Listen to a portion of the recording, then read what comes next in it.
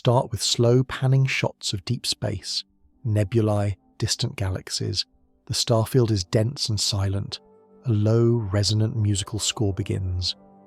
In the unending silence of the cosmos, where distances are measured in light years and time unfolds across aeons, there are travellers. They are pilgrims of the void, born in the fiery nurseries of alien suns, sculpted in the protoplanetary disks of worlds we will never see. For millennia, they journey through the cold, dark gulf that separates the stars, silent ambassadors from solar systems unknown. We knew, theoretically, that they must exist. Logic dictated that the gravitational billiards played between nascent planets and their parent stars would occasionally eject a wanderer, flinging it out into the interstellar abyss.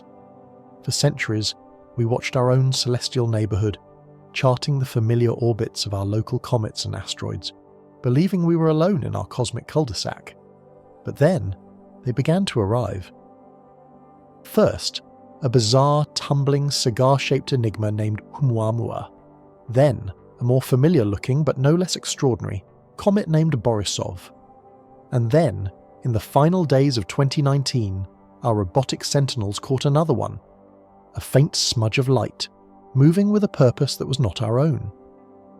It came from the direction of the constellation Aquila, the eagle, a ghost gliding through the celestial hunting grounds. Its trajectory was a hyperbola, a clear, unambiguous mathematical signature that this object was not bound by the gravity of our sun. It was merely a tourist, and its visit would be fleeting. Astronomers designated it 3I/Atlas, the third confirmed interstellar object in human history. At first, it seemed to be the least mysterious of the trio. Unlike the baffling Oumuamua, 3I/Atlas looked, for all intents and purposes, like a comet. It possessed a glowing coma, a diffuse halo of gas and dust, and it sported a tail, the classic streamer of debris pointing away from the sun. The case seemed closed. It was a comet, just one from very, very far away. But in science, the most interesting discoveries are not the ones that confirm what we know, but the ones that whisper that something is profoundly wrong with our understanding. A subtle detail, an anomaly hiding in plain sight. For 3I/Atlas, that anomaly was encoded in a cryptic observation, a single line in an astronomical bulletin that would challenge everything we thought we knew about this visitor from the stars. A message that read, in the clipped, precise language of celestial forensics, that if this object truly was a comet, then its anti-tail jet should not include streaming gas beyond 5,000 kilometers. And yet, it did. This is the story of that cosmic contradiction.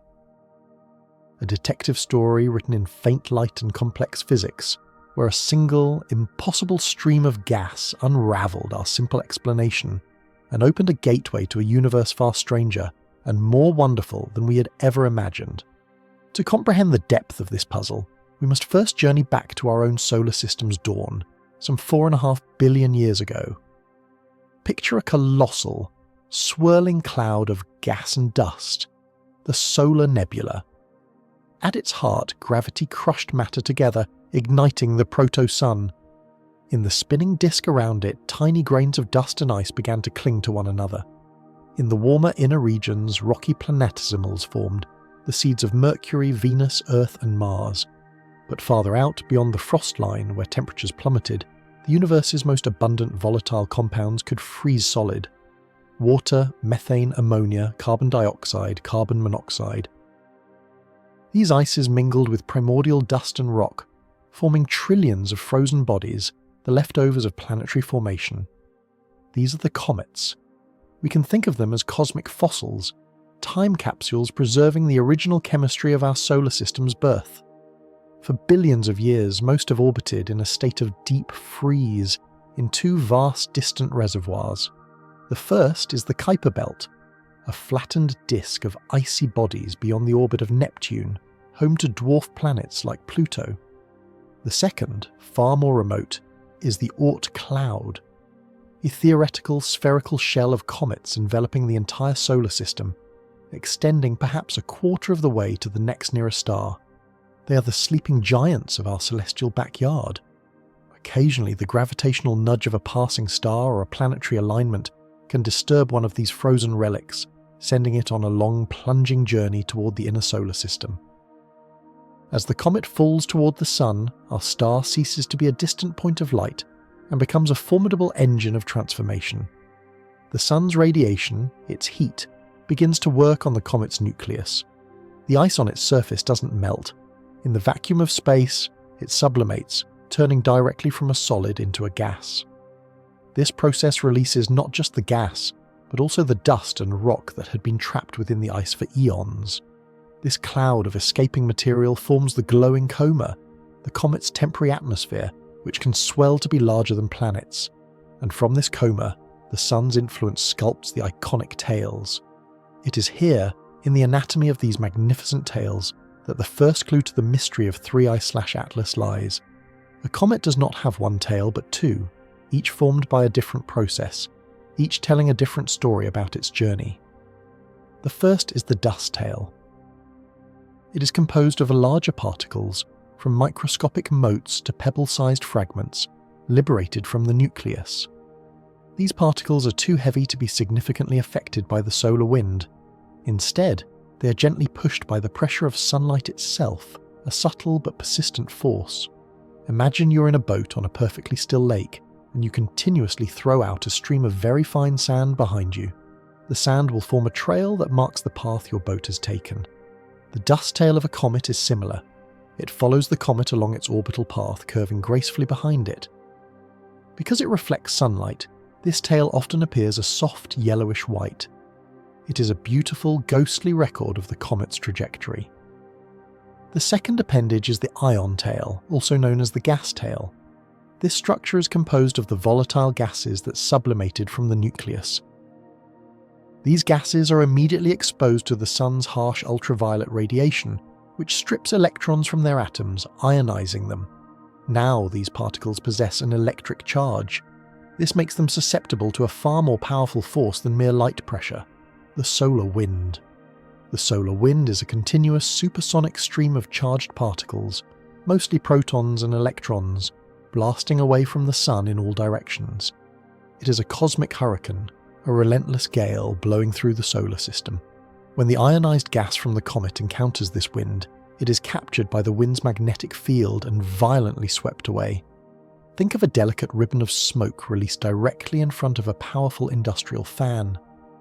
Regardless of the direction the smoke source is moving, the smoke itself will be instantly and unceremoniously blown straight back. The ion tail of a comet behaves in precisely this way. It is always a straight, narrow streamer pointing directly, perfectly away from the Sun. Because its ionized molecules, like carbon monoxide, are excited by solar radiation, it often glows with an ethereal bluish light through a process called fluorescence. So we have two tails, the curved yellowish dust trail marking its orbital history, and the straight bluish gas streamer showing the current direction of the solar wind. But there is a third, more elusive feature that sometimes appears, an optical illusion that is absolutely critical to understanding the puzzle of 3I/Atlas. It is called the anti-tail. From our vantage point on Earth, an anti-tail appears as a sunward-pointing spike, a bizarre violation of everything we know about cometary physics. It looks as if a tail is growing toward the Sun, which should be impossible. But this is a trick of perspective, a celestial sleight of hand. The anti-tail is not a separate structure, it is part of the main dust tail. It consists of the largest, heaviest dust particles that have been shed by the comet. Because they are so massive, they are barely pushed by solar radiation and remain almost perfectly within the comet's own orbital plane. Imagine the comet leaving a trail of heavy breadcrumbs along the exact path it travels. Most of the time, when we view a comet, Earth is far from this orbital plane, and we see the dust tail curving away from the nucleus as expected. But on rare occasions, Earth's orbit intersects with the comet's orbital plane. During this specific geometric alignment, we are looking at the comet's dust trail edge on. The part of the trail that curves behind the comet in its orbit appears to us as a sharp, sunward-pointing spike. It's an illusion, like standing on a long, straight railroad track and seeing the two rails converge at a point in the distance.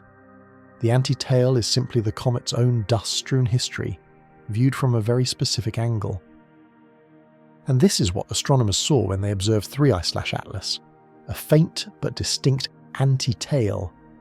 This observation seemed to strengthen the case for it being a classic comet, one whose orbital plane we just happened to be crossing.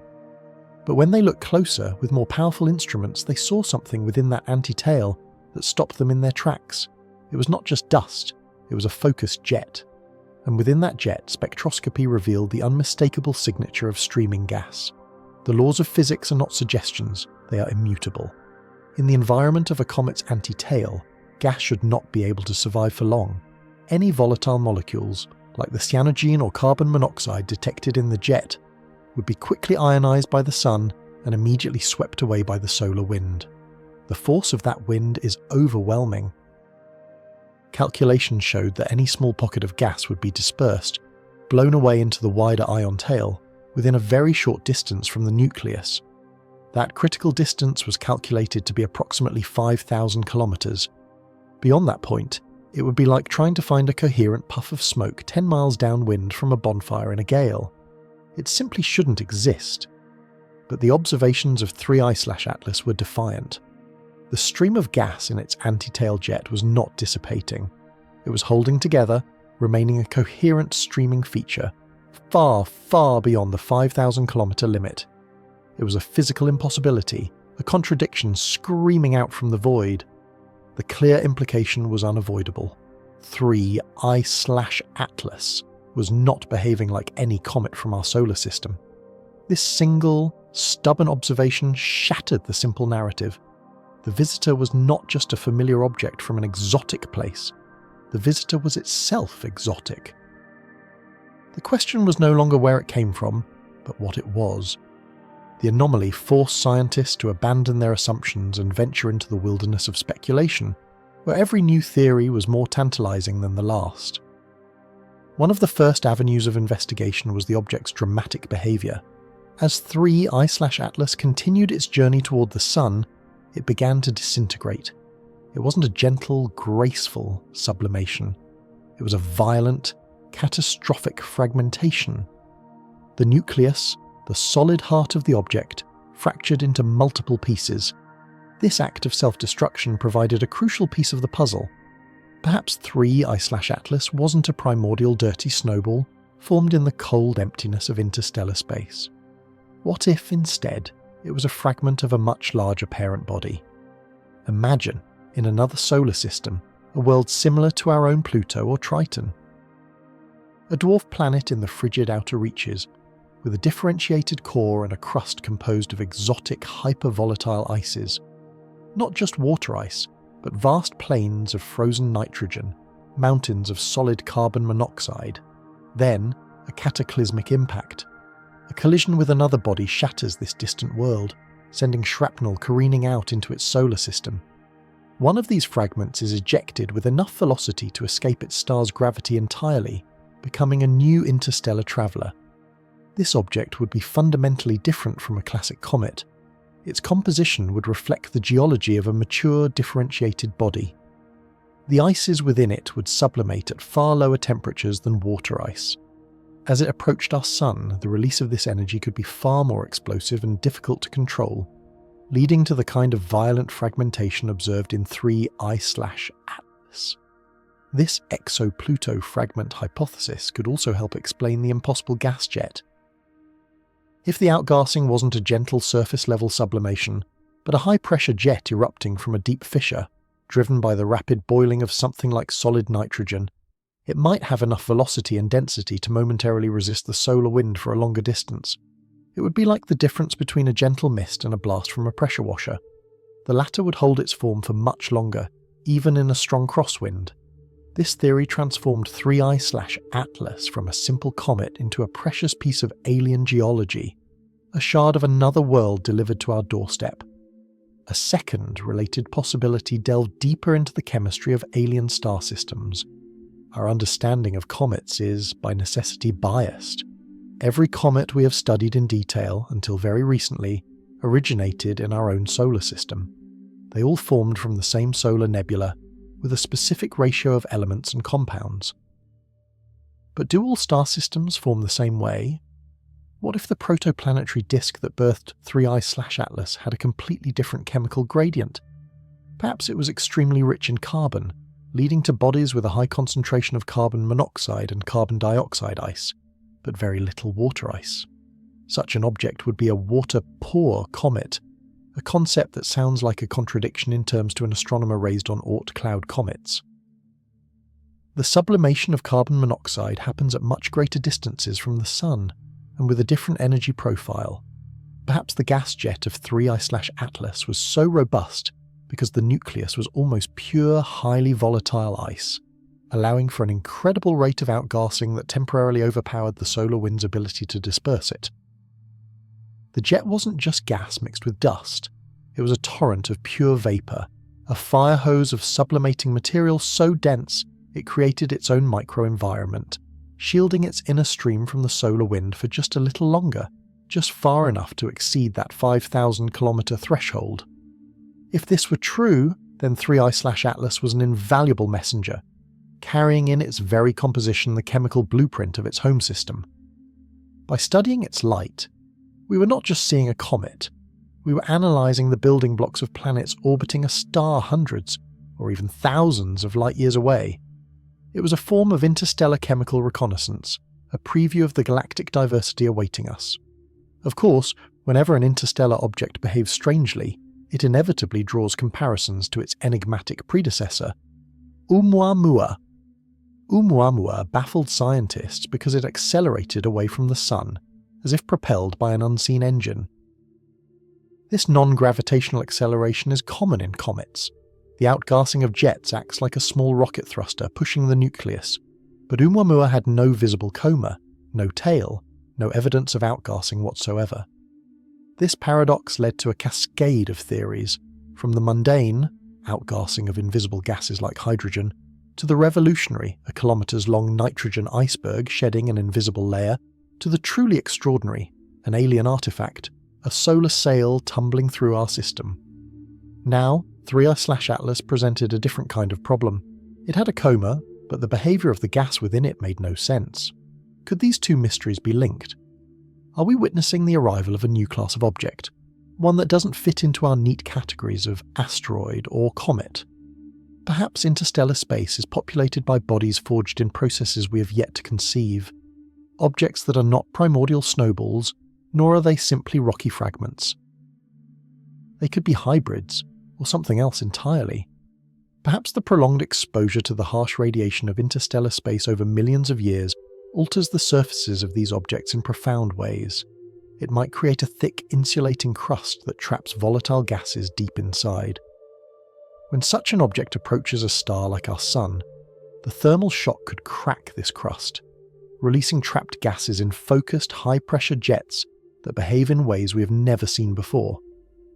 In this scenario, the impossible gas stream is not a product of simple sublimation, but of a kind of celestial geology and pressure dynamics.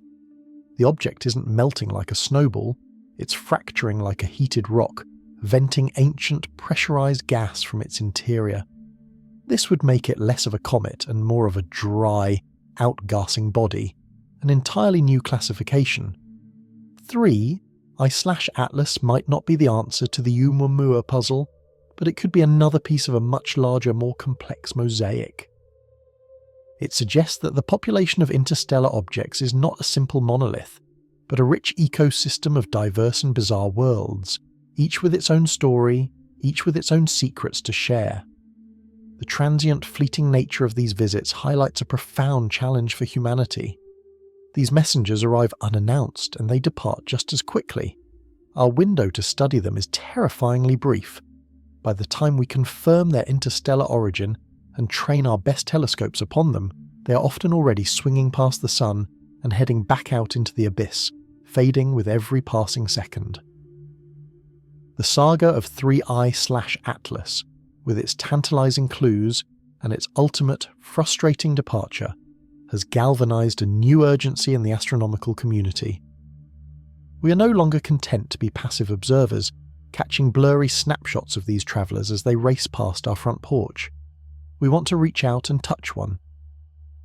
This has given rise to audacious mission concepts, like the European Space Agency's Comet Interceptor, or the privately funded Project Lyra. The idea is to pre-position a spacecraft in a stable location in space, like a Lagrange point, where it can lie dormant, waiting. Meanwhile, a new generation of sky surveys, like the Vera C. Rubin Observatory in Chile, will scan the heavens with unprecedented depth and speed. This observatory is predicted to find not just one or two interstellar objects, but potentially dozens every single year. When a promising candidate is identified, one with a trajectory we can reach, the interceptor spacecraft will be awakened, its thrusters will fire, and it will embark on a high-speed chase, a cosmic pursuit to catch a visitor from another star system before it can escape. Imagine the moment of that encounter, a human-made probe, an extension of our own senses, flying alongside a fragment of another solar system. It would analyse its composition with a precision we can only dream of from Earth. It would map its surface, taste its vented gases, and perhaps even send a small impactor to blast a crater and expose the pristine, unaltered material beneath its interstellar withered crust. The data returned from such a mission would be one of the most significant scientific discoveries in human history. It would provide the first ever ground truth about the makeup of another solar system. It would tell us if the chemistry of our own cosmic neighbourhood is common or rare. It could provide definitive evidence for whether the building blocks of life, like amino acids, are ferried between the stars on these icy nomads. The impossible gas jet of 3I/Atlas would no longer be a mystery debated through theoretical models. We could see the fissure it erupted from, measure its velocity, and analyse its exact composition on sight. Until that day comes, we remain cosmic detectives, piecing together the story from photons that have travelled millions of kilometres to reach our mirrors. The mystery of 3I/Atlas is a stark reminder of the Copernican principle, the idea that we're not in a special or privileged position in the universe. Our solar system is not a unique, isolated island. It is part of a vast, interconnected galactic ecosystem. The space between the stars is not empty. It is a thoroughfare, a slow-motion cosmic highway teeming with unseen travellers. They are the ejected children of other stars, the flotsam and jetsam of planetary formation across the galaxy. Each one that passes through our system is a message in a bottle, a random sample from a distant shore carrying a story of its origin. Oumuamua told a story of something dense, elongated, and perplexing. Borisov told a story of comforting familiarity, a comet that could have been one of our own. And 3I/Atlas, the comet that wasn't quite a comet, told a story of violent fragmentation and impossible physics. It whispered of a universe where our neat classifications fall apart, where the lines between comets, asteroids, and dwarf planet fragments are blurred. It showed us that our sun's family is constantly being visited by strangers, each one expanding our vision of what is possible. The cosmos is not just stranger than we imagine, it is stranger than we can imagine. And as we continue to gaze out into the profound darkness, our telescopes are no longer just tools for observing our own backyard. They are watchtowers on the shore of the interstellar ocean, waiting patiently for the next bottle to wash ashore, waiting for the next traveller to bring us news from a galaxy of unknown worlds. The story is just beginning. The visitors will keep coming, and we will be ready. In the waning months of 2023, the world remained largely indifferent to the silent sentinels peering into the abyss. High up on the volcanic ridges of Hawaii, and across the desolate, wind-swept plains of South Africa, the cold glass eyes of the Atlas survey scanned the firmament. These are not instruments of wonder, nor are they fueled by the romantic curiosity of old. They are the peripheral sensors of a ruthless mechanism, a planetary defense system designed to detect the inexorable approach of debris that might threaten our fragile terrestrial existence.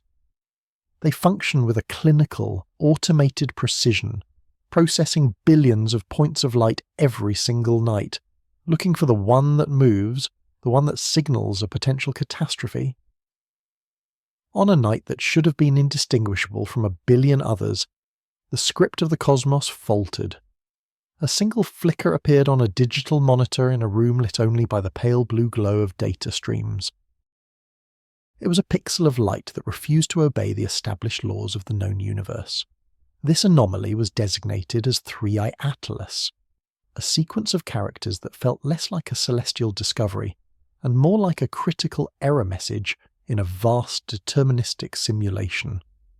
For eons, the universe had operated with the terrifying reliability of a clockwork engine, its gears grinding out the birth and death of stars in a predictable symphony of fire and void. But this was something else. It was a glitch in the tapestry. Imagine a grandfather clock that has kept perfect time for 10 generations of a single family. Its rhythmic ticking is the heartbeat of the home, a sound so constant that it becomes invisible. Then, for a fraction of a second, the second hand moves backward. To the casual observer, it is a momentary curiosity. To the watchmaker, however, it is a fundamental betrayal of reality. It is a sign that the internal mechanism, the very heart of the machine, has encountered an impossible state. This was the weight of the discovery of 3i Atlas. It was a transient scream from the dark, a flash of energy so intense and so brief that it defied every model of stellar evolution currently held by the collective mind of humanity. This flash did not emerge from the crowded neighbourhoods of a galaxy. It was not the slow, stately death of a massive star, nor was it the violent merger of black holes that ripples the very fabric of space and time. It occurred in the vast, empty reaches of the intergalactic medium, a place where matter is so sparse that it should be incapable of producing such a luminous event. The silent vacuum of the primordial void had ignited, defying the blueprints of the cosmos. In the cold logic of the universe, this should not happen. It was as if a spark had been struck in a room devoid of oxygen, a flame thriving where there was nothing left to burn. The observers who first looked upon the data were not greeted by a sense of awe, but by a profound isolation. Staring at a monitor that has suddenly stopped making sense is a lonely experience. In that moment, the researcher is a remnant of a biological epoch, attempting to comprehend a mechanical failure in the grand tapestry of existence. The data did not fit the templates. The algorithm, a digital sentinel of our own making, flagged the event as an outlier, a ghost in the machine. It was a reminder that we are but dust motes drifting in an internal abyss, yet we have built the eyes to see the abyss stare back. We must understand that the cosmos is a machine of incomprehensible scale, governed by the cold laws of entropy and the inexorable march of time.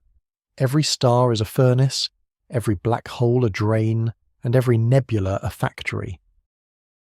This mechanism has functioned without fail for 13,800,000,000 years, a duration that renders the entirety of human history a mere flickering candle in a hurricane. We often mistake the complexity of this machine for a grand design, a story written with us as the protagonists. But 3i Atlas suggests a different reality. It suggests that the script is not a narrative, but a code, and codes are prone to errors. As this light travelled through the silent void for millions of years, it crossed the vast distances between the island universes, passing through clouds of cold hydrogen and the remnants of dead suns. It carried with it the news of a cataclysm that took place long before the first human looked at the moon and wondered about its origin. By the time it struck the silicon sensor of the Atlas telescope, the event was already ancient history, a spectral echo of an unravelling process that had long since concluded. We are perpetually looking into the past, watching the slow decay of a machine that began its work in the first microsecond of existence. This event, which some have called the Tasmanian Devil of the Stars, was a fast blue optical transient. It was a flash that reached peak luminosity in a matter of days and vanished just as quickly, leaving behind nothing but questions and a cold, lingering silence. In the framework of the ruthless machine, such events are the friction of the gears. They are the moments where the sheer pressure of gravity, electromagnetism, and the weak nuclear force produce a result that seems to transcend the sum of its parts. It was a reminder that the universe does not care if we understand it. It will continue to devour itself, to ignite and to fade, whether we are here to witness it or not. Yet there is a strange, melancholic beauty in our position as the witness. We are the only part of the mechanism that has developed the capacity to wonder why the machine exists. Our consciousness is a miracle of the very laws that seek to eventually extinguish us. We are the biological sensors that have achieved a level of complexity sufficient to recognize the errors in the cosmic script. When we look at 3I, Atlas, we are not just seeing a distant explosion, we are seeing the limits of our own understanding. We are seeing the boundary where our models of the world dissolve into the primordial dark. The universe is a symphony played on an instrument that is slowly breaking. Each note is a star, each rest is a void, and the music is the inexorable progression toward a state of perfect, silent equilibrium. We are the listeners who have arrived late to the performance, catching only the final movements of a masterpiece that began in a scream of light. The error we detected in late 2023 was a single discordant note, a reminder that the performance is far more complex than we had ever dared to imagine. As we move forward into the epoch of discovery, we must accept our role as the humble chroniclers of a vast and indifferent cosmos. We are the sentinels of the small, the observers of the grand, and the thinkers who must find meaning in a mechanism that offers none. The discovery of 3I Atlas was not a triumph of human will, but a gift from the void, a flickering pixel that forced us to look closer at the dark and realize that the script of the universe is still being written, one error at a time. We stand on the precipice of the unknown, staring into the abyss, finding comfort in the fact that even in a machine as cold and ruthless as this, there is still room for the unexpected. There is still room for a flash of light to break the silence of the eternal night. The silence of the high desert is a physical weight, a heavy cloak of cold air that settles over the Parnell Observatory in the late hours of the night. Here, the atmosphere is so thin that the stars do not twinkle. They stare with a steady, unblinking intensity, like the eyes of a predator watching from the tall grass of the void. A lone astronomer sits before a bank of monitors, the blue light of the screens washing over a face lined with the exhaustion of 1,000 vigils. There is no sound except the low electronic hum of the cooling systems, a mechanical heartbeat that echoes through the stillness of the mountain peak. This is the front line of our interaction with the infinite. We are no longer looking at the heavens through the eyes of poets or priests. We are technicians monitoring the output of a vast and ancient processor. To understand the cosmos in this epoch is to recognize that we are living inside a computational architecture of staggering complexity. For centuries we spoke of the universe as a clockwork mechanism, a series of gears and springs set in motion by a divine hand. But as we peel back the layers of the primordial dark, a more chilling reality emerges. The universe is not a clock. It is a rigid computational engine. The laws of physics that we have spent our short history deciphering are not mere descriptions of behaviour. They are lines of immutable code, a sovereign script that was written into the fabric of reality at the moment of the first ignition. Every atom is a pixel in a simulation that spans the entirety of the abyss.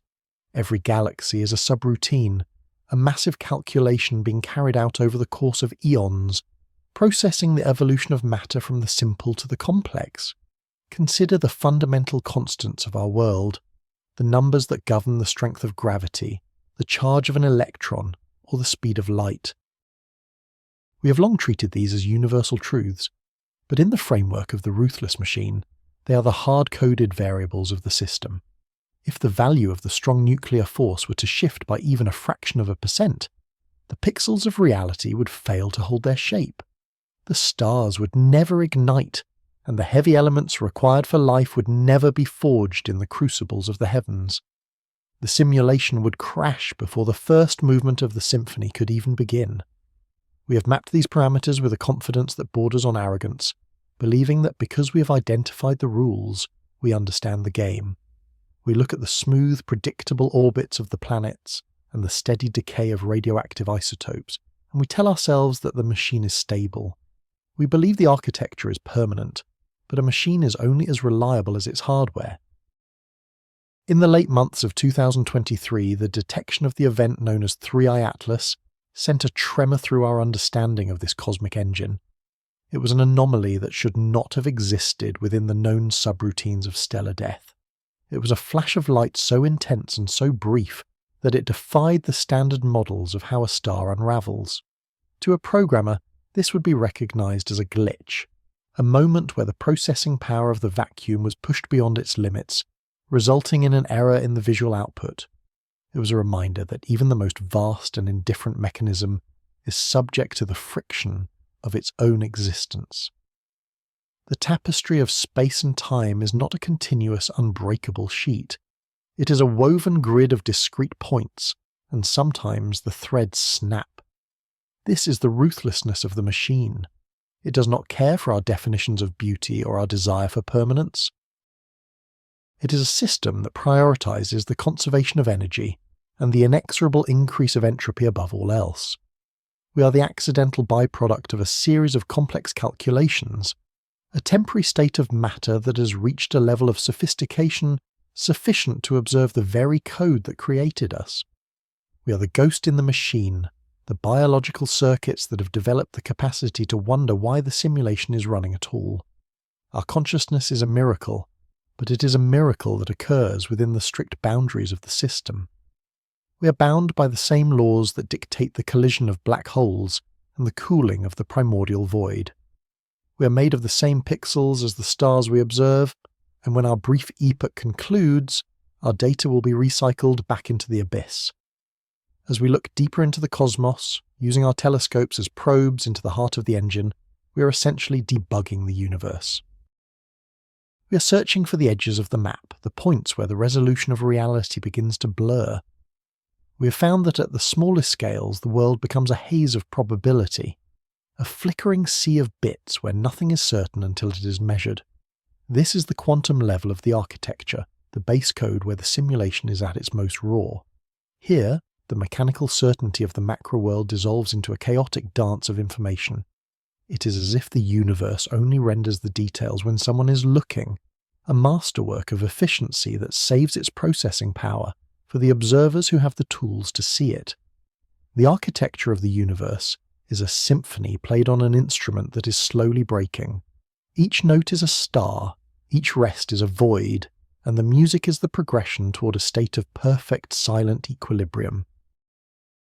We are the listeners who have arrived late to the performance, catching only the final movements of a masterpiece that began in a scream of light 13,800,000,000 years ago. The discovery of 3i Atlas was a single, discordant note, a reminder that the performance is far more complex than we had ever dared to imagine. It forced us to confront the possibility that our models of the world are merely approximations, low-resolution sketches of a reality that is infinitely more profound and terrifying. There is a profound, melancholic beauty in this realization. We are small, fragile, and utterly insignificant in the face of the vast, inexorable mechanism of the cosmos. Yet we are the only part of the machine that knows it is a machine. We are the sentinels of the small, the thinkers who must find meaning in an engine that offers none. We stand on the precipice of the unknown, staring into the abyss of the future, and we do not turn away. Instead, we continue to record the data, to map the stars, and to decode the primordial script one line at a time. We find comfort in the fact that even in a system as cold and ruthless as this, there is still room for the unexpected. There is still room for a flash of light to break the silence of the eternal night, a sign that the simulation is still running, and that we are still here to witness its slow, magnificent unravelling. We are the remnant of a cooling star, the witness to an epoch of discovery that may never be repeated. As the machine continues its work, devouring the last of its fuel and expanding into the silent void, we will remain at our terminals, watching the screens for the next glitch, the next error, the next sign that we are not alone in the dark. For in the end, the history of the universe is not the history of matter or energy, but the history of information. It is the story of a machine that learned to see itself, and in that brief, flickering moment of recognition, found a way to transcend the very code that gave it life. We are the bridge between the primordial past and the eternal future, a temporary arrangement of atoms that has dared to look at the stars and say, "I understand." And in that understanding, however flawed and incomplete it may be, we find the strength to face the coming oblivion with our eyes wide open. In the early months of the year 2024, a silent signal reached the terrestrial arrays, a sequence of photons that had travelled across the vast and indifferent void for eons. It did not arrive with the thunder of a localized catastrophe, but as a series of coordinates and flux values on a cold monitor in a darkened room. This was the moment the anomaly known as 3I Atlas began to rewrite our understanding of the celestial order. For decades, we had relied on the consistency of the heavens, treating certain stellar deaths as the standard candles by which we measured the depth of the abyss. We believed that when a white dwarf reached its limit and ignited in a Type 1 supernova, it followed a script as old as the light itself. It was supposed to be a graceful arc, a singular brilliant peak followed by a smooth, predictable decay into oblivion. It was the universe's most reliable clockwork, a heartbeat in the dark that told us exactly how far we were from the edge of the visible world. But in 2024, the clockwork stuttered. The light curve of 3 Atlas did not follow the elegant sloping line of a standard decay. Instead, it presented a jagged, irregular profile that the observers called a sawtooth-like curve. It was a rhythmic hesitation, a series of violent spikes and sudden drops that looked less like a star dying and more like a machine failing. The graph was a mountain range of light, a terrifying departure from the smooth bell curve we had come to expect. This was the sawtooth, a sharp and unforgiving pattern of illumination that defied every existing model of stellar evolution. It was as if the very laws of physics had developed a tremor, a glitch in the base code of the cosmos that transformed a predictable explosion into a chaotic, flickering mess. To understand the magnitude of this error, one must envision the universe as a vast, automated factory, a ruthless machine where every gear is a star and every piston is the inexorable pull of gravity. For centuries, we have walked the corridors of this factory, believing we had mapped its every function. We expected the lights in the hallways to dim with a mechanical precision, a linear progression toward darkness that confirmed our theories of how energy is spent and matter is recycled. But as we stood in the year 2024, we reached a section of the corridor where the lights began to behave with a chilling erraticism. Imagine a flickering light bulb in a hallway that was supposed to be perfectly lit. The bulb does not simply fade out. It pulses with a violent mechanical frequency. It ignites and dims, surges and falters, its filament struggling against a surge of power that should not exist. This flicker is the sawtooth light curve, and it suggests that the wiring behind the walls of reality is far more complex and perhaps far more broken than we ever dared to imagine. In a standard Type 1 supernova, the explosion is fueled by the radioactive decay of nickel-56 into cobalt and then into iron. This is a chemical and nuclear process that proceeds with the inevitability of a ticking clock. It is a smooth transition, a predictable release of energy that creates a light curve as soft and continuous as a long exhaled breath. But 3I Atlas did not breathe. It gasped. It choked on its own light. The sawtooth pattern revealed a hidden mechanism at work, a process where the ejecta from the explosion were perhaps colliding with invisible shells of matter, or where a hidden companion was devouring the remnant energy in a series of violent periodic gulps. The machine was not just running, it was grinding its gears, producing a discordant symphony of light that echoed through the silence of the epoch. This anomaly represents a profound unravelling of our cosmic tapestry. We have spent eons as a species trying to find patterns in the stars, trying to convince ourselves that the universe is a logical, ordered system that we can eventually master. We built our ladders of abstraction to climb out of the primordial mud, using the smooth decay of supernovae to measure the expansion of the cosmos and the age of time itself. But the sawtooth curve is a reminder that we are merely observers of a system that does not care for our measurements. The ruthless machine of the universe operates on a scale, and with a logic that may be fundamentally inaccessible to the human mind. The glitch in 2024 was not just a data point. It was a crack in the glass of our observatory, a sign that the engine of creation is capable of producing phenomena that ignore our neatly written scripts. As we peer into this abyss of information, we are forced to confront the possibility that the universe is not a static, finished product, but a dynamic and often malfunctioning engine. The sawtooth light curve is a symptom of a catastrophe that occurred millions of light years away, yet its impact is felt here in the fragile architecture of our understanding. It tells us that the standard candles we use to navigate the dark may be flickering, and that the distances we thought were settled may be subject to a hidden, jagged variable. We are the sentinels of a reality that is changing even as we observe it. The smooth, predictable universe of the past is being replaced by a realm of sudden spikes and inexplicable voids, a place where the mechanism of life and death is governed by laws we have only begun to glimpse. There is a deep, melancholic beauty in this realization. We are small, temporary arrangements of atoms, trapped on a tiny rock in a vast and silent ocean of energy. We have spent our brief history trying to find a rhythm in the chaos, a melody in the noise.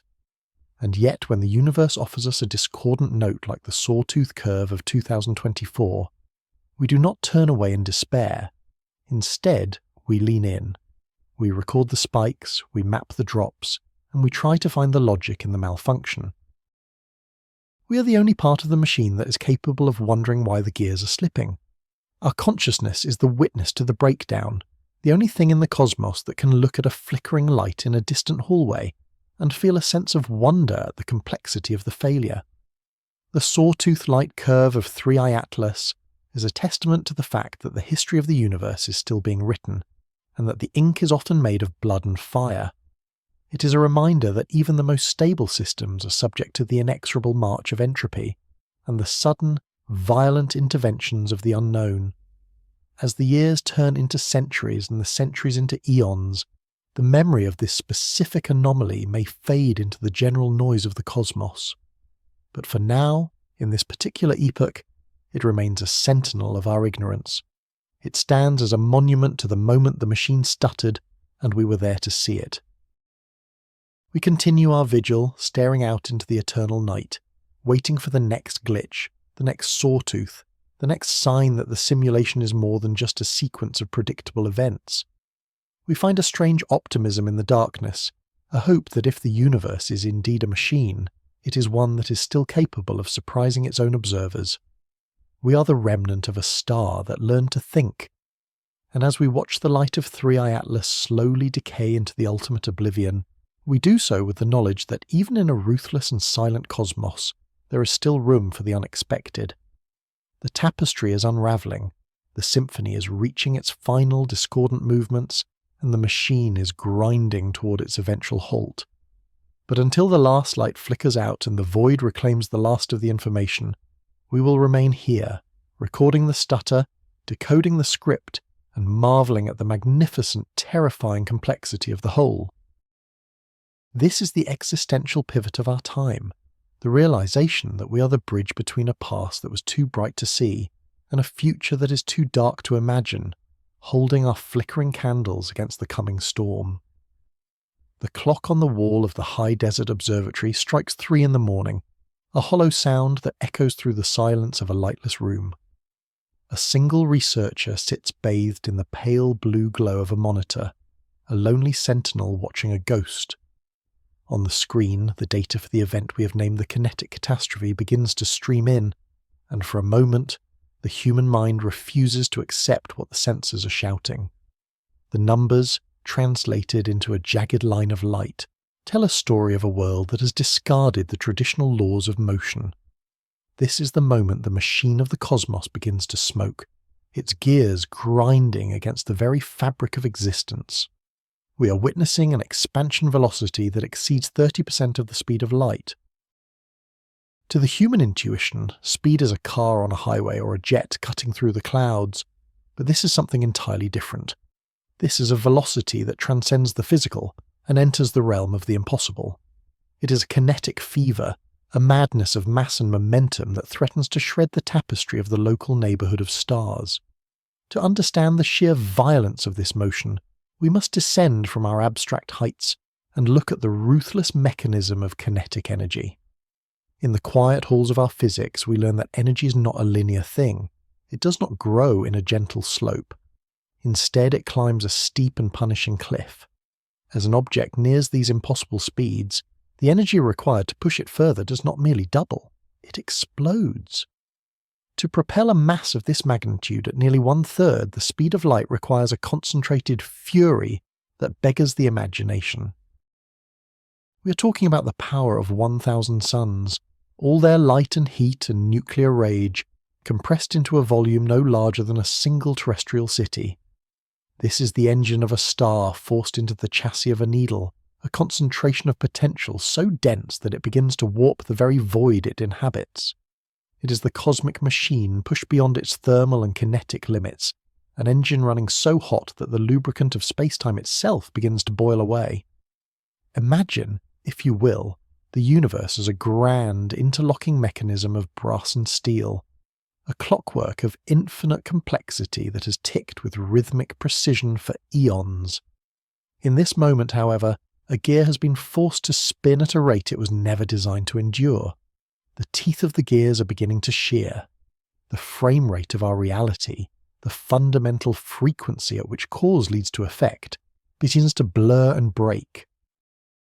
At 30% of the speed of light, the information of the event is struggling to keep pace with the event itself.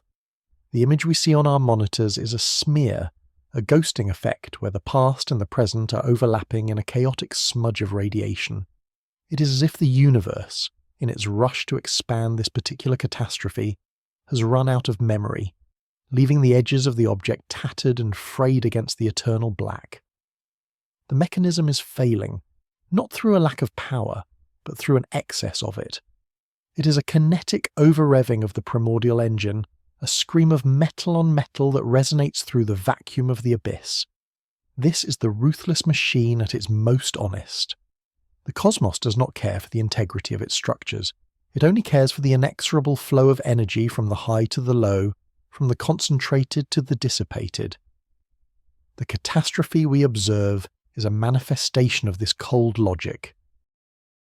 The matter involved is being devoured by its own momentum, shredded by the sheer inertia of its flight. Every atom within the expanding shell is a bullet travelling with enough energy to ignite a world, yet they are all trapped in a collective rush toward oblivion. There is no grace here, no celestial harmony. There is only the roar of the fire and the silent, terrifying speed of the remnant as it unravels into the dark. We are watching the ultimate expression of entropy, a sudden, violent leap toward the end of all things, where the kinetic energy of the past is being cashed in for a brief, blinding flash of future destruction. As we stare into this abyss of velocity, we are forced to confront the fragility of our own perspective. We live our lives in the slow lanes of the cosmos, where the speed of a falling leaf or a rushing river defines our sense of the world. But out there, in the vast and silent reaches of the epoch, the rules are different. The universe is a machine that operates on scales of energy that render our entire civilization as nothing more than a flicker of static. The realization is a heavy one. We are the witnesses to a breakdown we cannot hope to fix, observing a disaster that took place thousands of years ago, whose light has only just now reached our tiny corner of the void. We are the only part of the mechanism that can feel the weight of this loss, the only cogs in the great engine that possess the capacity to wonder why the gears are spinning so fast. There is a deep melancholic beauty in this role of the witness.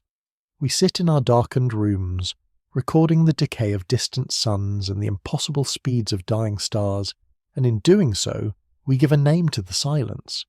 The kinetic catastrophe is a reminder that the universe is not a home built for us, but a vast and indifferent process of which we are a temporary byproduct. The tapestry is unravelling at 30% the speed of light, and we are the ones who describe the pattern of the fraying threads. This is the existential pivot of our era. The understanding that while we are small, our ability to comprehend the scale of the catastrophe is what makes us significant. We are the bridge between the primordial fire and the ultimate cold, the only ones capable of finding a symphony in the discord of a breaking machine. As the duster continues to stream in, and the line on the monitor begins its slow, inevitable descent back toward the baseline of the void, we are left with a sense of quiet awe. The engine has sputtered, The frame rate of reality has flickered, and we were there to see it. We have seen the power of 1,000 suns condensed into the heart of a city, and we have felt the wind of an impossible velocity blowing across the eons. The universe remains silent, its mysteries guarded by the sheer scale of its operations. But for one brief moment, we glimpsed the inner workings of the machine.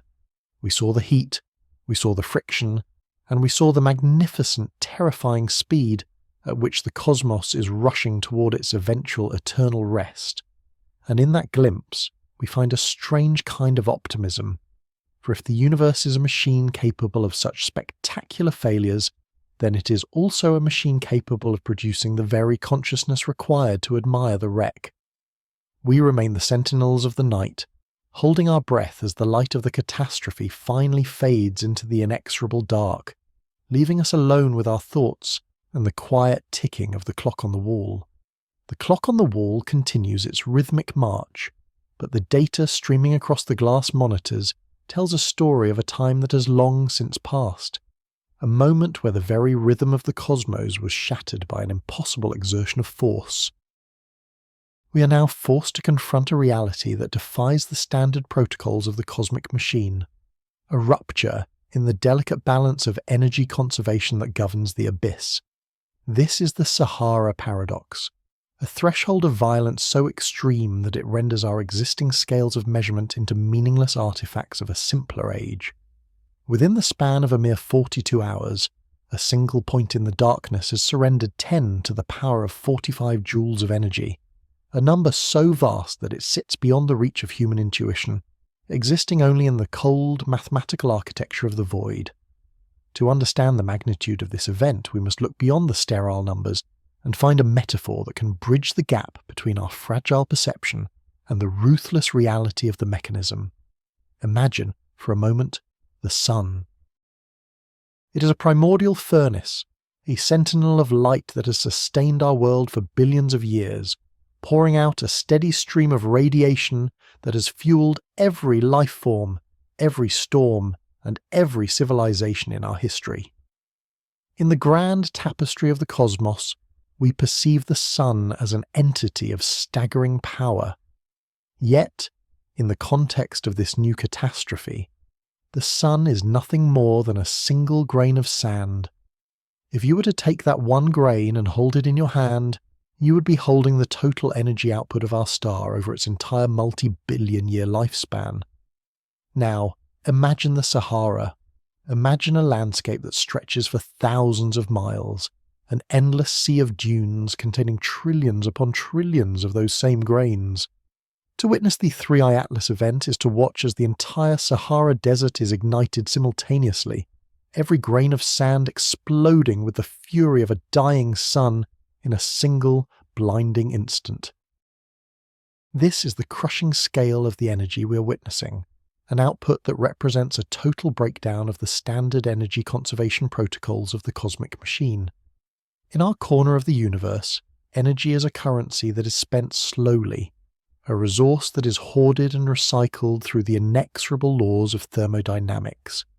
We're used to the steady decay, the slow unravelling of the tapestry. But the 3i Atlas event is a moment where the machine has decided to spend its entire treasury at once, a flash of hyper-expenditure that threatens to melt the very gears of the cosmos. It is as if the universe, in its silent and indifferent operation, has encountered a logic gate it cannot bypass without a catastrophic release of pressure. The energy released in those 42 hours is enough to vaporize entire galaxies, to rewrite the history of any star system unfortunate enough to be in its path, and yet, from our distant vantage point, it appears as nothing more than a spike on a graph, a temporary deviation in the symphony of the night. The ruthless machine of the universe does not care for the life it extinguishes, or the structures it unmanages. It operates on a level of efficiency that is terrifying in its coldness. Every joule of energy must come from somewhere, and in this case, the cost is the total annihilation of a primordial remnant, a sacrifice made to the altar of entropy. We watch as the light from this event travels across the eons, a ghost of a disaster that occurred when the Earth was young, and the void was even colder than it is today. We are the witnesses to a crime committed by the laws of physics themselves, observing the aftermath of a cosmic game where the stakes were the very existence of matter. The 3i Atlas is not merely an explosion, it is a signal that the mechanism is reaching its limits, that the tapestry is being pulled so tight that the threads are beginning to snap. As we stare into this abyss of energy, we realize that we are looking at the inner workings of an engine that has no operator. There is no hand on the throttle, no mind directing the flow of power. There is only the inexorable push of gravity, the violent snap of magnetic fields, and the sudden silent release of the primordial fire. The sheer scale of this energy acts as a reminder of our own insignificance within the vast cosmos. We are creatures of the millijoule and the watt, living in a world where the flick of a switch is an event of consequence. To the universe, we are less than the dust that dances in the light of the catastrophe. We are a byproduct of a much larger process, a temporary arrangement of atoms that has gained the unfortunate ability to comprehend the magnitude of its own obsolescence. Yet, even as we are crushed by the weight of this realization, there is a strange beauty in our role as the sentinel. We are the ones who have built the tools to see the unseeable, to measure the immeasurable. We have mapped the Sahara of the stars and identified the single grain of sand that represents our home. In the face of a machine that would devour us without a second thought, we have found the courage to name the fire. The 3i Atlas event will eventually fade, its light dissipating into the eternal dark, but the fact that we saw it remains. We have recorded the rupture, we have analysed the decay, and we have integrated this impossible violence into our understanding of the world. This is the ultimate expression of the human spirit, to look into the heart of a catastrophic engine and find the notes of a symphony. The universe will continue to spin, its gears turning with a silent, heavy precision.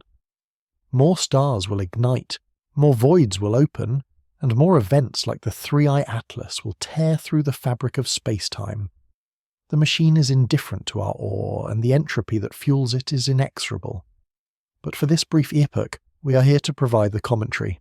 We are the ghost in the machine, the consciousness that wonders at the speed of the unravelling. We find ourselves standing on the edge of the abyss, not with fear, but with a profound melancholic optimism. We understand that while the cosmos is a ruthless machine, it is a machine that has produced us, the only part of the mechanism capable of feeling the heat of the fire and the cold of the void.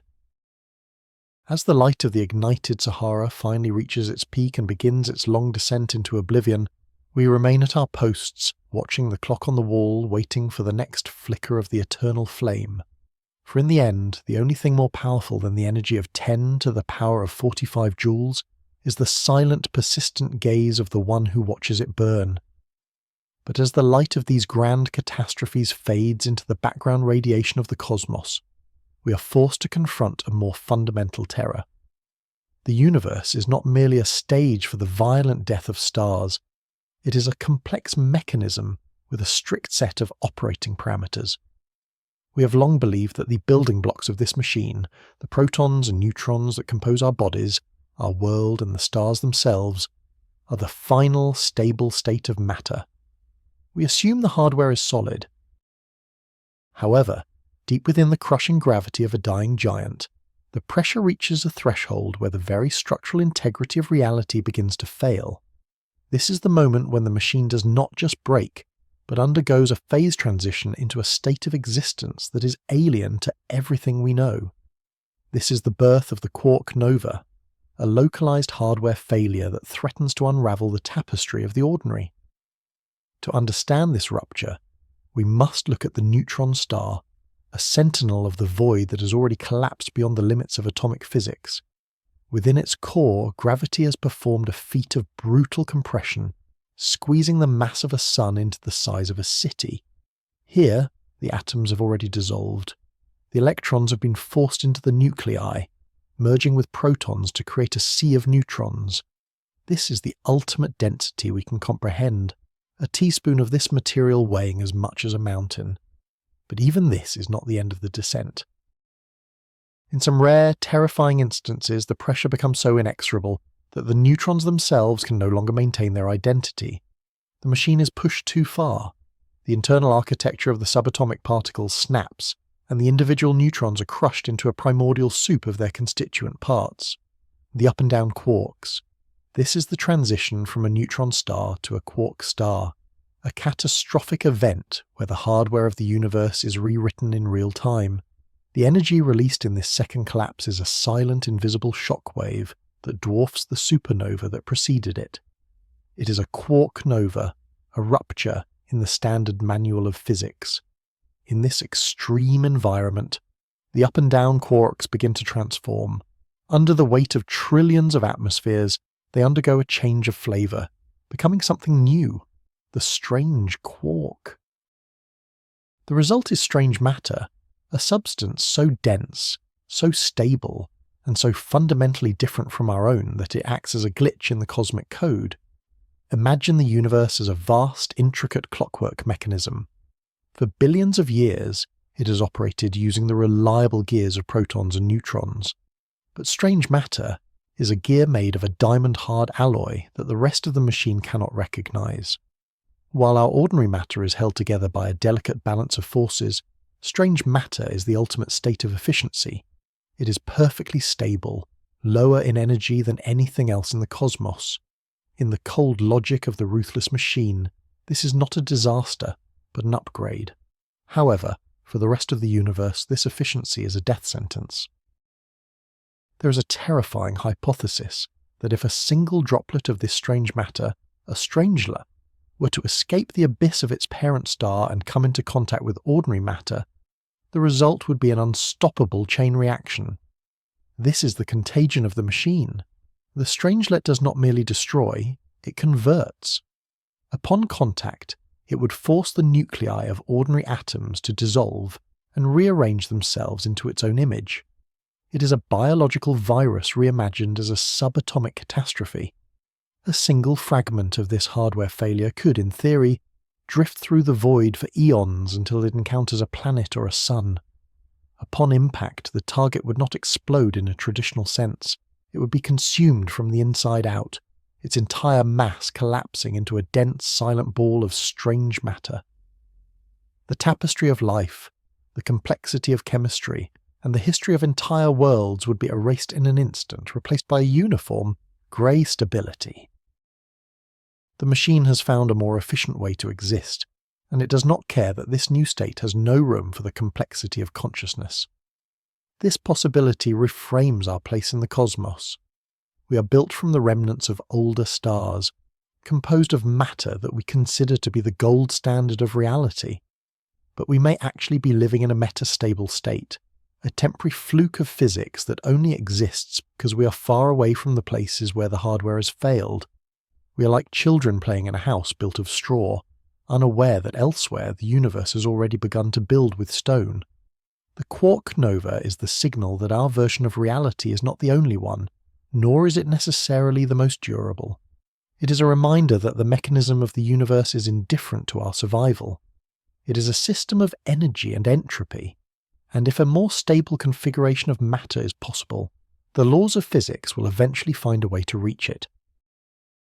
As we look out into the abyss, we must contemplate the silent turning gears of the strange stars. They are the remnants of a process that we are only beginning to understand, sentinels of a future that could theoretically devour the present. The sheer vastness of the cosmos is our only protection against this subatomic decay. The distances between the stars are so great that the likelihood of a strangelet ever finding its way to our small corner of the void is infinitesimally small. We live in the gaps between the failures of the machine, in the quiet epochs before the next great unravelling.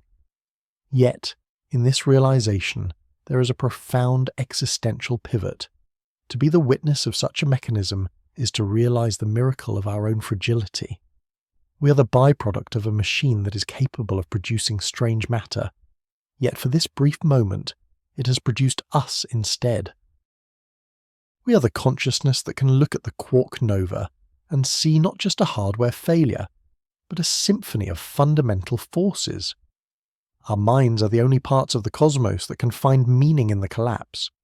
We are the ghost in the machine, a temporary arrangement of up and down quarks that has gained the ability to wonder about the strange quarks that might one day replace us. We stand on the edge of the abyss, observing the inexorable march of entropy and the violent birth of new, alien states of being. The universe will continue its long, cold journey toward oblivion, and the hardware may continue to fail in increasingly spectacular ways.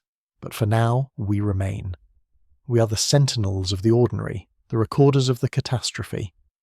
There is a melancholic optimism in knowing that while the machine is ruthless and the void is eternal, we were here to see the fire ignite. We were here to name the stars and to map the ruptures in the fabric of space-time. Even if the entire tapestry is eventually replaced by the cold, silent perfection of strange matter, the fact that we existed to witness the transition is a triumph that even the most efficient machine cannot erase. We are the momentary flicker of light in a vast dark engine, and in that flicker the entire history of the universe finds its voice. But even as we find our voice, we're confronted by a phenomenon that threatens to silence it once more. Imagine a silent sentinel, an automated deep space observatory drifting in the lightless reaches of a forgotten sector, its sensors trained on a distant, nameless point of light. At precisely 12 minutes past the hour, the instrument records a catastrophe that defies every law etched into the foundation of our physics. In the span of a mere 600 seconds, a celestial body that should possess the mass of a sun undergoes a thermal collapse so violent it borders on the impossible. The temperature of the object plummets from 50,000 Kelvin to 5,000 Kelvin. This is not the gradual cooling of a dying ember over billions of years. It is a sudden, terrifying flicker. In the time it takes for a human heart to beat a few hundred times, a furnace capable of incinerating worlds has become as cool as the surface of a common star. This thermal swing is a physical impossibility for any massive body governed by the standard laws of the cosmos. In our ordinary understanding of the universe, heat is a stubborn thing. It is the frantic vibration of atoms, a chaotic energy that takes eons to dissipate through the vacuum. A sphere of matter large enough to exert a gravitational pull cannot simply shed 45,000 degrees of heat in the blink of an eye. It would be as if a boiling cauldron of molten lead were to turn into a block of ice, while still sitting atop a roaring fire. The mechanism of the universe is designed to prevent such jumps. Entropy is a slow and methodical bookkeeper, yet here the accounts are being settled with a ruthless, inexplicable speed. We must consider the possibility that what we are witnessing is not the behaviour of a solid object at all, but a fundamental breakdown of the vacuum itself. The machine is no longer processing temperature according to its own established protocols. We are seeing a rupture in the tapestry, a moment where the software of reality begins to glitch and stutter. This rapid fluctuation suggests that the object is not a star in the traditional sense, but perhaps a localized collapse of vacuum stability. It is a place where the energy of the void has shifted from one state to another, a phase transition that releases energy not as light or heat that we can comprehend, but as a structural failure of space-time. To understand this, we must use a ladder of abstraction. Imagine a massive architectural structure, a cathedral of steel and glass that spans the entire horizon. Normally, the heat within this building is managed by a complex system of pipes and vents. But if the very laws of thermodynamics were to fail, the steel would not merely cool, it would cease to be steel. The heat would not leave the building. The building would lose the ability to hold the concept of heat. This is what we observe in the fluctuating abyss. It is a high-energy interaction between our familiar three dimensions and a hidden, primordial layer of the cosmos. It is as if a higher dimensional gear has slipped, causing the teeth of our reality to grind against a mechanism they were never intended to touch. The universe, viewed through this lens, is a ruthless machine, an engine of incomprehensible scale that occasionally suffers from a catastrophic failure of its internal logic. We have spent centuries believing that the laws of physics are eternal and unchanging, but these thermal instabilities suggest that our laws are merely the temporary settings of a much larger, more volatile system. The abyss is not just empty space, it is a pressurized container of potential states, and occasionally the pressure becomes too great. When the temperature drops by 45,000 degrees in mere minutes, we are seeing the machine bypass its own cooling systems. We are seeing the raw, unshielded energy of the cosmos interacting with the void in a way that bypasses the slow, predictable march of eons. This is the ruthlessness of the mechanism. It does not care that such a change would shatter any planet in its vicinity. It does not care that the sudden shift in energy would unravel the molecular bonds of anything nearby. The machine simply moves from one state to another, seeking a new equilibrium that we cannot perceive. It is an inexorable process, a silent turning of the gears in the dark. We are like ants crawling across the surface of a vast computer, unaware that the heat we feel is merely the byproduct of a calculation we can never understand. When the processor switches tasks, the temperature changes, and our entire world is transformed in an instant. As we peer deeper into this thermal instability, we realize that our position as the witness is both a privilege and a terrifying burden. To see the machine fail is to realize how much we depend on its continued smooth operation. We live in a narrow band of stability, a tiny pocket of the cosmos where the temperature does not swing by tens of thousands of degrees in a few minutes. We are the inhabitants of a temporary glitch of calm in an otherwise chaotic and violent engine. The vastness of the cosmos is not just a distance of space, but a distance of safety. We are far enough away from these ruptures that we can observe them without being devoured by them. Yet, even in this realization of our own insignificance, there is that familiar, haunting pivot toward the light. We are the consciousness that has evolved to name these catastrophes. We are the ones who build the sentinels that drift in the void, recording the decay of the eternal. The fact that we can even conceptualize a shift from 50,000 Kelvin to 5,000 Kelvin is a testament to the power of the human mind to transcend its own biological limitations. We are a part of the machine that has gained the ability to look at the blueprints and point out the flaws. The universe will continue its silent, cold journey toward an ultimate oblivion, and the thermal instabilities we witness are merely the first tremors of a much larger unraveling. The machine is old, and its gears are beginning to slip. One day, the fluctuations may not be confined to a distant corner of the abyss.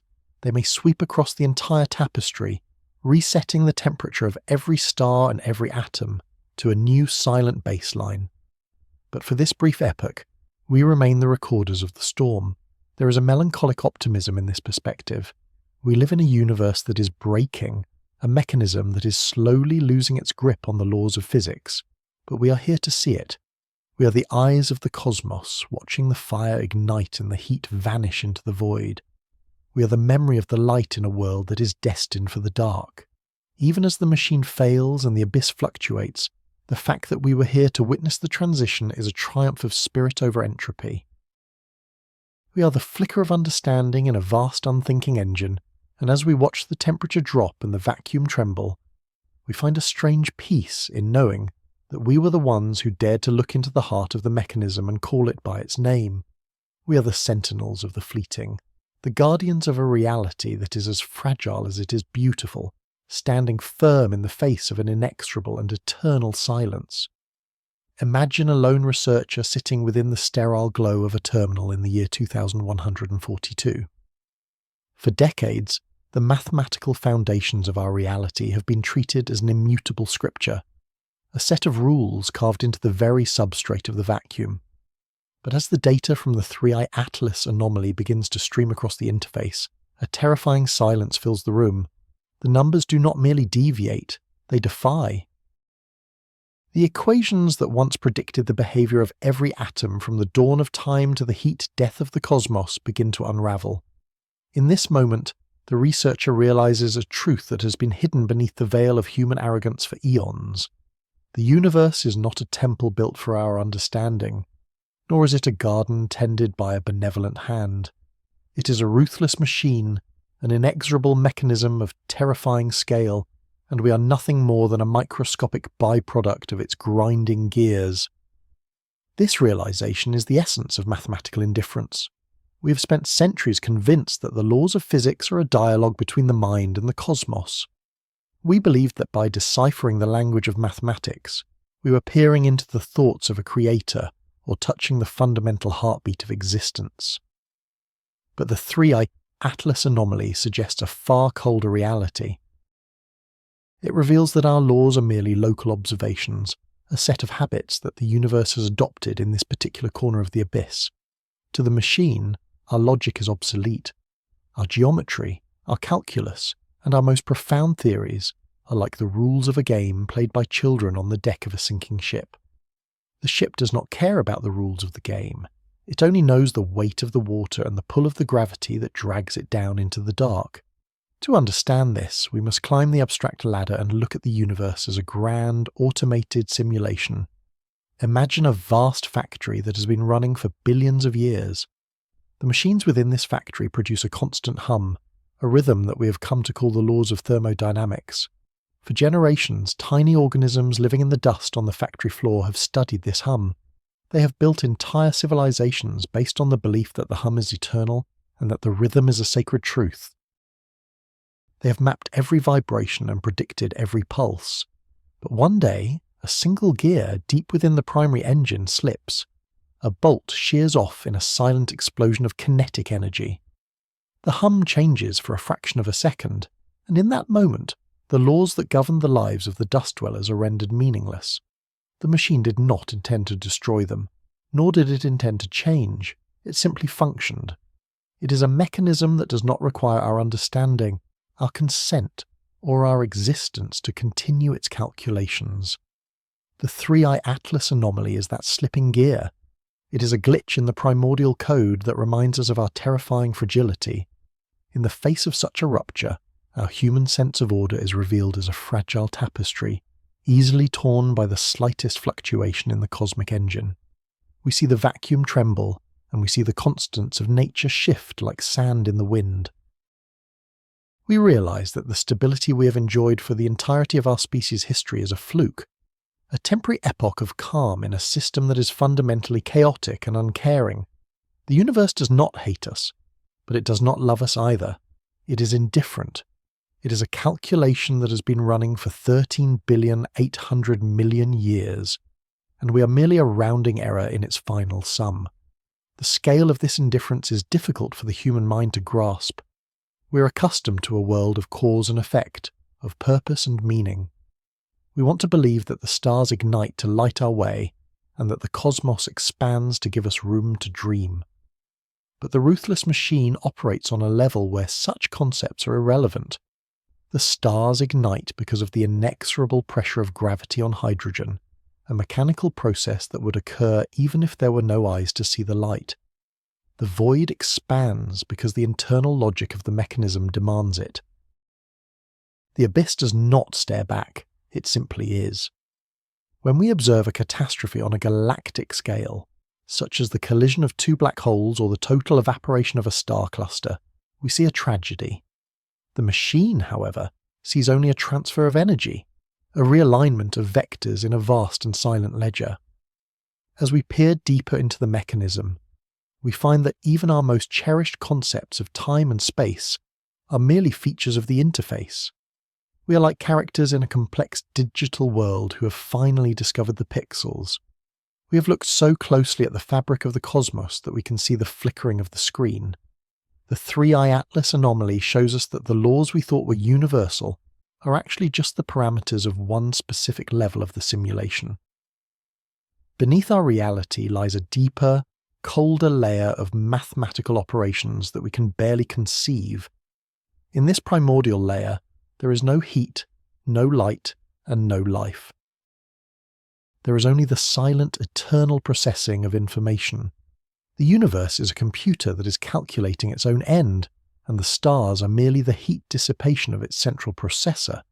Yet, as we zoom out to this infinite and uncaring scale, we find the existential pivot that defines our species. We are the witness. We are the only part of the mechanism that has developed the ability to feel the cold. The machine may be ruthless, and the abyss may be silent, but we are the ones who have given names to the stars. We are the ones who have looked at the devouring void and found the courage to describe it. Our consciousness is a miracle. not because it was intended, but because it emerged from a system that never asked for it. We are the ghost in the machine, a flicker of awareness in an unthinking engine. There is a profound, melancholic optimism in this perspective. We live in a reality that is as fragile as a breath of frost on a window pane. We are the inhabitants of a temporary glitch, a brief moment of stability in an inexorable journey toward oblivion. But for this short epoch, we have the privilege of observing the symphony of decay. We are the sentinels of the vast and the eternal, recording the way the light fades and the way the vacuum unravels. To know that the universe does not care about us is, in a way, the ultimate freedom. It means that the meaning we find is entirely our own. We are not actors following a script. We are the authors of our own significance in a world that has none. The machine will continue to grind. The gears will continue to turn, and one day, the epoch of humanity will be erased as easily as a stray line of code. The stars will go out, one by one, and the tapestry of the cosmos will be folded back into the primordial dark. The final calculation will be reached, and the result will be a silent, eternal zero. But until that moment arrives, we remain. We stand at the edge of the abyss, watching the mechanisms of the cosmos with eyes full of wonder and hearts full of a strange, defiant peace. We are the memory of the light in a world of shadows, the brief and beautiful dream of a machine that never sleeps.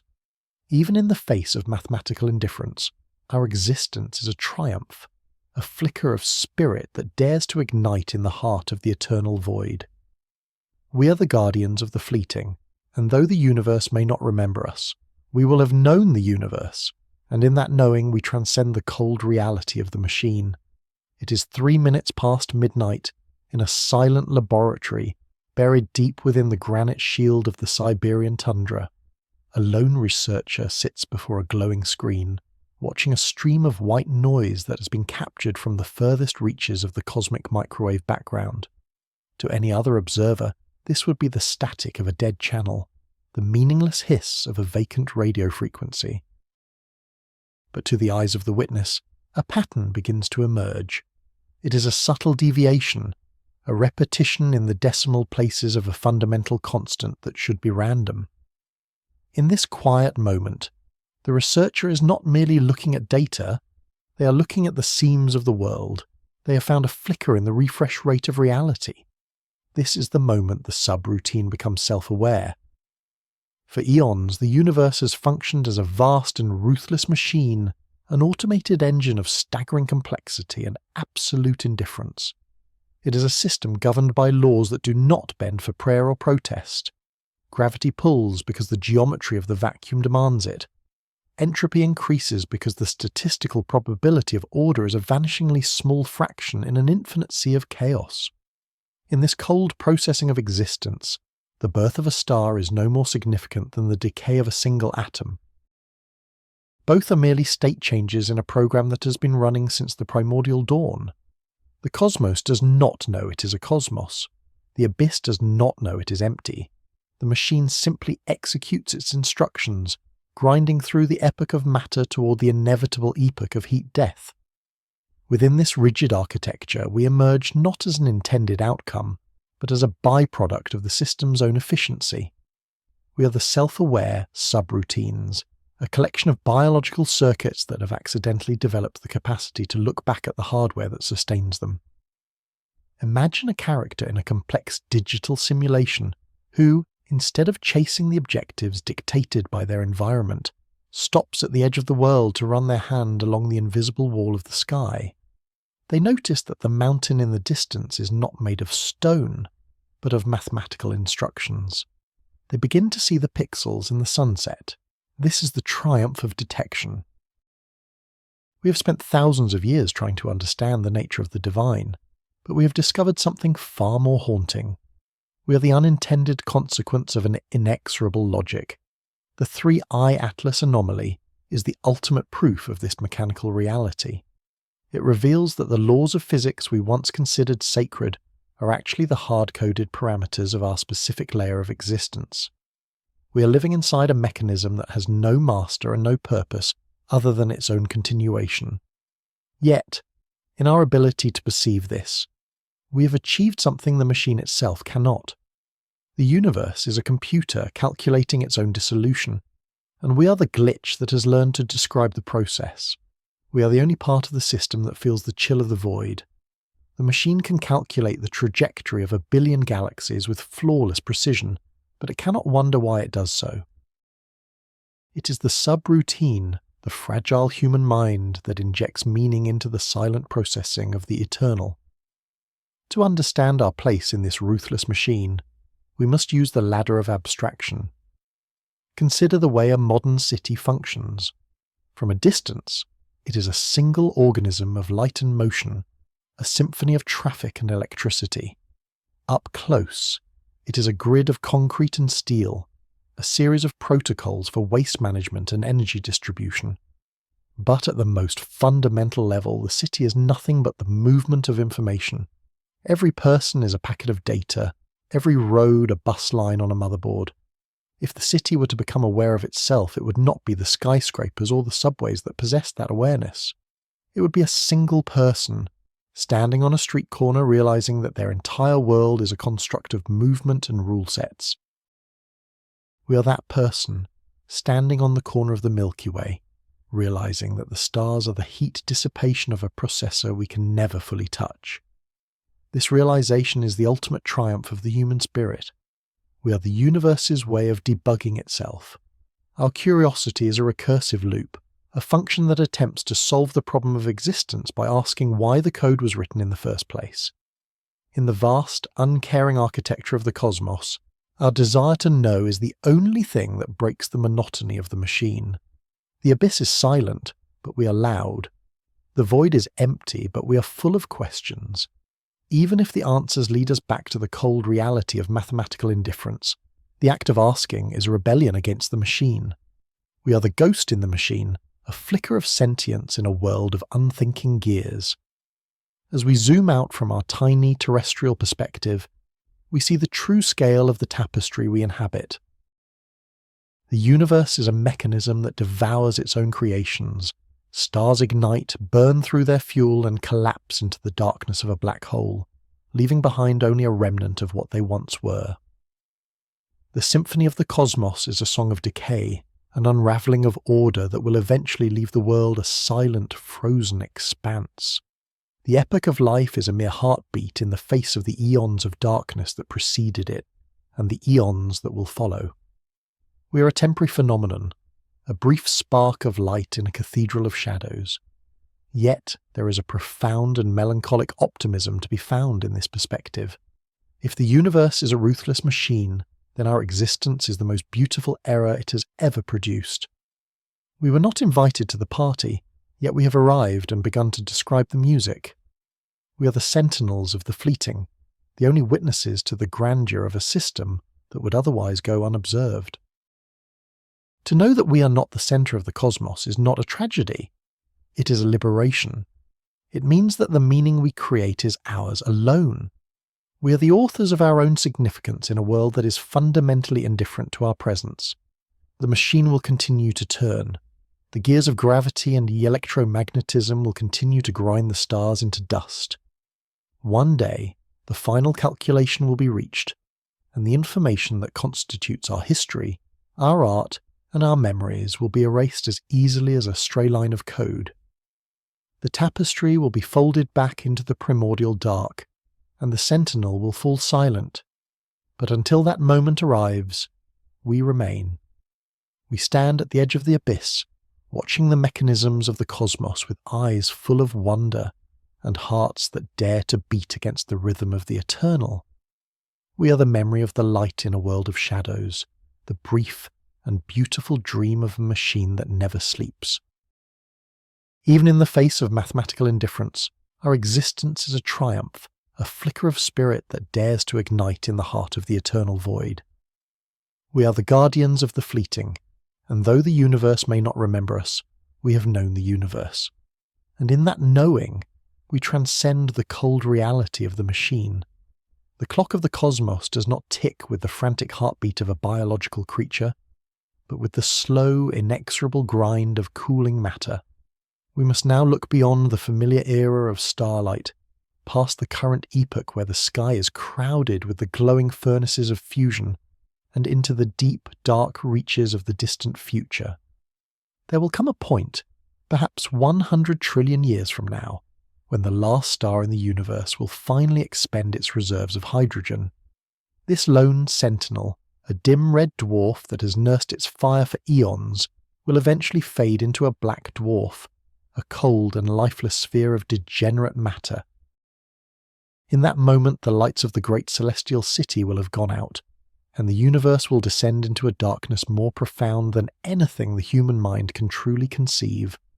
This is the cooling of the machine, the inevitable outcome of a system governed by the law of entropy, where every action carries a cost and every movement brings the cosmos one step closer to a state of perfect, frozen equilibrium.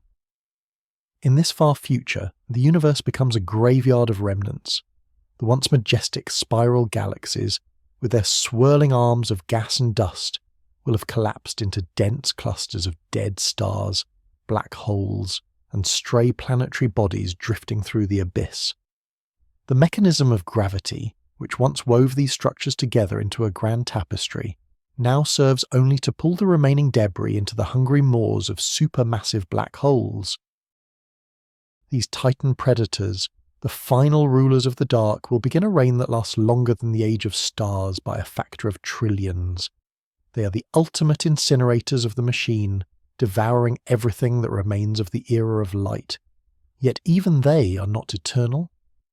Over timescales so vast that they defy the descriptive power of human language, these black holes will slowly weep their mass back into the void through the infinitesimal trickle of thermal radiation. One by one, the giants will evaporate, vanishing into the silence of a universe that has finally run out of things to consume. This is the ruthless nature of the machine we inhabit. It is a system that does not care for the complexity it has wrought, nor does it seek to preserve the memories of those who once walked its corridors. The cosmos is a calculation that must be completed, a set of initial conditions that must be resolved until the last bit of information is processed and the energy is distributed evenly across an infinite expanse of nothingness. To look upon this future is to face the ultimate oblivion, a state where time itself becomes meaningless, because there are no events left to mark its passage. The symphony has reached its final movement, a long and fading note that carries no melody, only the low hum of a dying vacuum. The primordial fire that ignited the Big Bang has been stretched so thin that it no longer possesses the strength to warm even a single atom.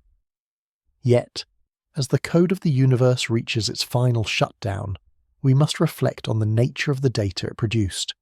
If we view the cosmos as a vast simulation or a cosmic computer, then the period in which life and consciousness emerged is the most critical segment of its operation. For a brief window of time, the machine was not merely running, it was being observed. We are the witnesses who turn the cold mechanics of physics into the warmth of experience. Every thought we had, every discovery we made, and every emotion we felt represents a unique state of the system that can never be truly erased from the history of the information. The fact that the code once flickered, with the light of 3 million billion stars and the intricate thoughts of a billion civilizations, remains an eternal truth of the data. Even if the hard drive is wiped clean by the hand of entropy, the event of our existence happened. It is a permanent fixture in the architecture of what was. The end of the machine is not a failure, but the completion of its logic. The void that follows is not a tragedy, but the peace that comes after a long and chaotic struggle. We are the ones who look into this coming dark and decide that the light we have known matters. We are the anomaly that found meaning in the meaningless, the flicker of spirit that saw the beauty in the gears of the catastrophe. In the grand scale of the eons, our presence is a vanishingly small fraction of the whole, yet it is the only part that understood the whole. We are the eyes of the machine, and though those eyes must eventually close, the vision they held was magnificent. As the final particles of matter decay into their constituent components, drifting away into the silent abyss, the universe returns to the primordial state from which it emerged. The tapestry is unravelled, the mechanism is stilled, and the sentinel falls. But in the silence of that final epoch, there is a profound sense of melancholic optimism.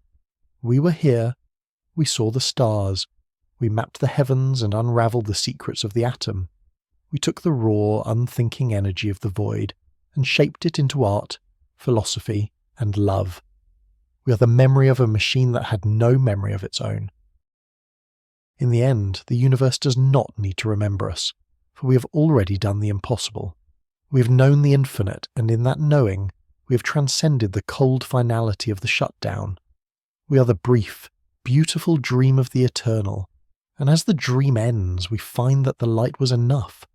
The dark may be inexorable, but it can never take away the fact that for one glorious moment, the universe was alive, and we were the ones who knew it.